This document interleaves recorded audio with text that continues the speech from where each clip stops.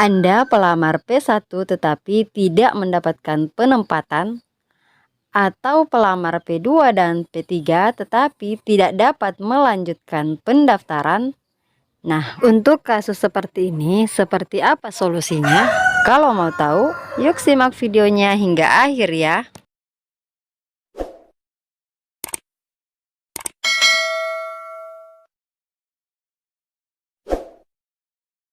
Assalamualaikum warahmatullahi wabarakatuh. Hai teman-teman semua, kembali lagi bersama saya Hidayah di channel Info Dunia ASN.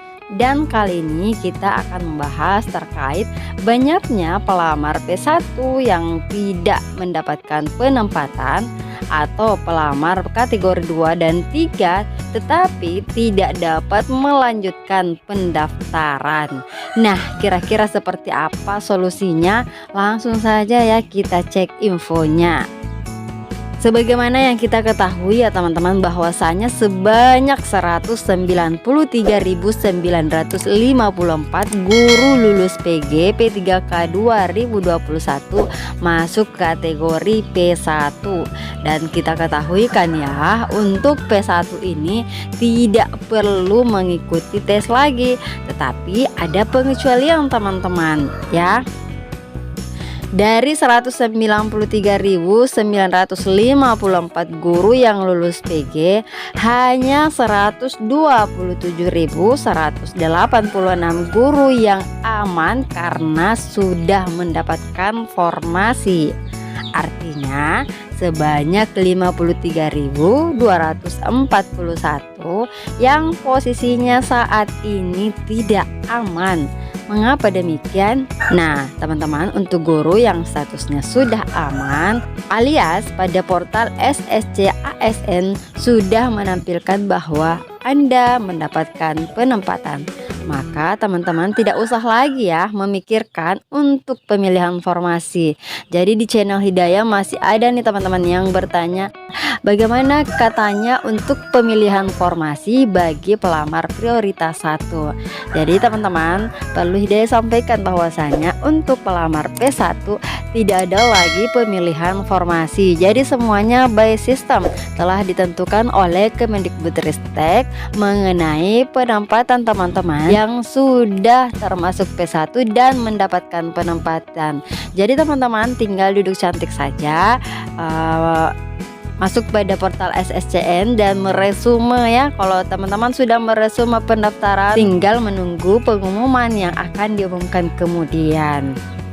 Jadi Bu Nunuk mengatakan ya bahwa sebanyak 53.241 guru lulus PG ini tidak bisa diangkat P3K tahun ini karena formasinya tidak tersedia.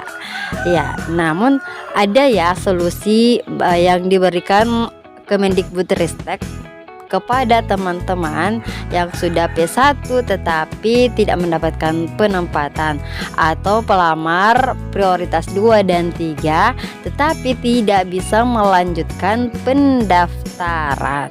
Nah, apa solusinya teman-teman? Langsung saja ya kita cek pada solusi yang pertama.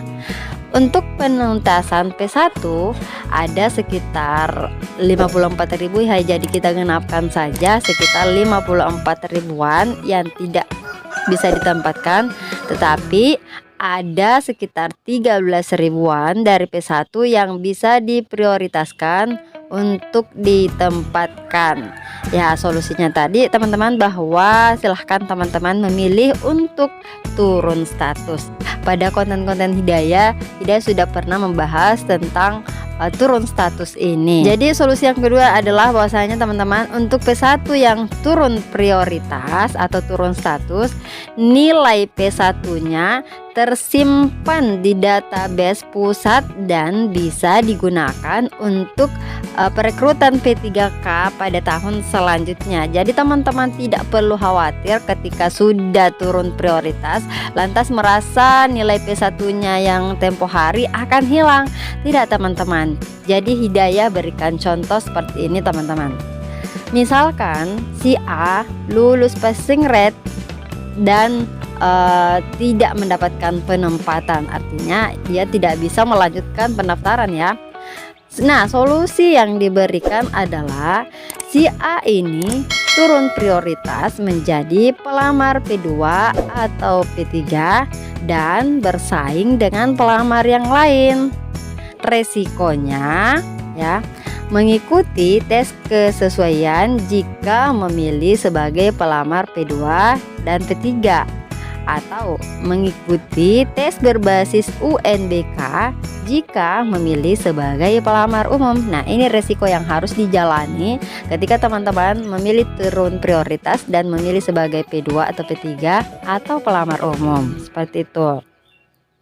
Dan hasilnya adalah jika si A setelah turun prioritas namun dinyatakan tidak lulus, maka si A masih bisa mendaftar pada seleksi P3K tahun 2023 menggunakan nilai P1-nya ya. Jadi nilai P1 ini tersimpan di database ya teman-teman. Jadi jangan khawatir bahwa nilai P1-nya teman-teman ini akan hangus. Namun jika teman-teman lulus ya alhamdulillah, memang hal inilah yang kita harapkan, bahwa teman-teman setelah turun prioritas bisa mendapatkan penempatan atau lulus.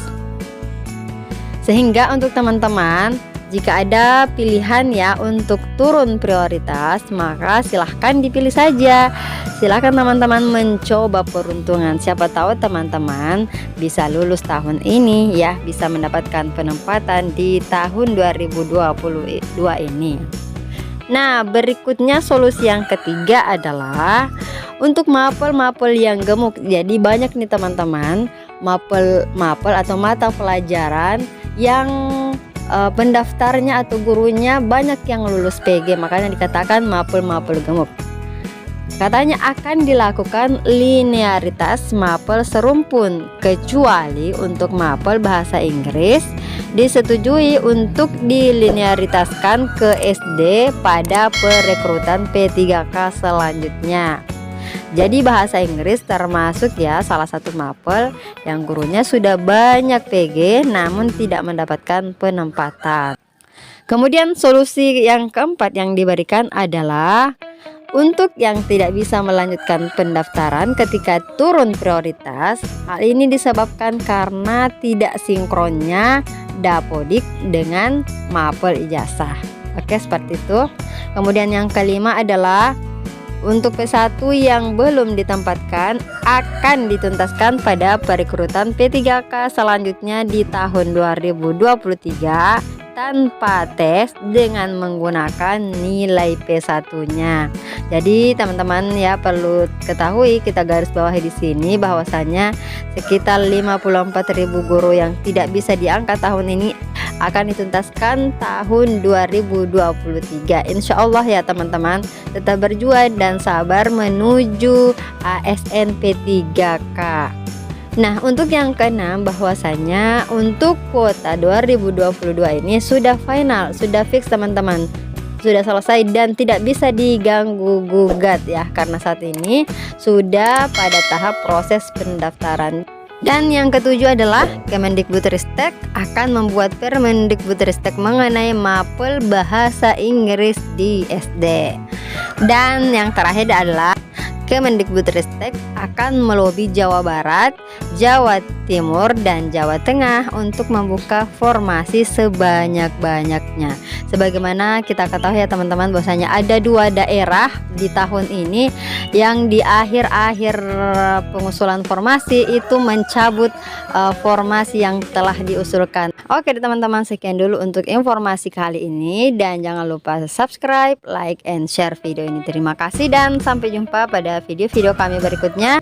Dan jika ada saran terkait apa sih atau konten apa sih yang perlu dibahas, boleh ya dicantumkan di kolom komentar. Assalamualaikum warahmatullahi wabarakatuh.